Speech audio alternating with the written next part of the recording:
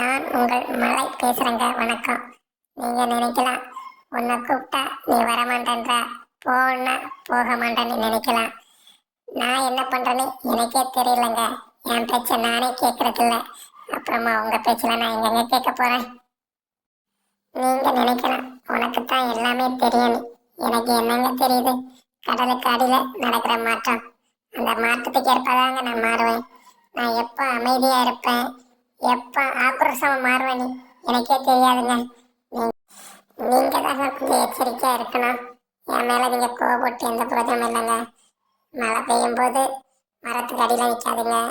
பழைய பில்டிங் ஓரமா நிக்காதுங்க. வண்டியில டூவீலர் போகும்போது பள்ளம் குழி பார்த்து போங்க. நீங்க தாங்க உங்க சேஃப்டியை பார்த்துக்கணும். என் மேல வருத்தப்படாதுங்க. முக்கியமா நான் ஆக்ரோஷமா இருக்கும்போது நீங்க வீட்டை விட்டு வெளியே வராதீங்க. உங்க பாதுகாப்பை நீங்க தான் பார்த்துக்கணும்.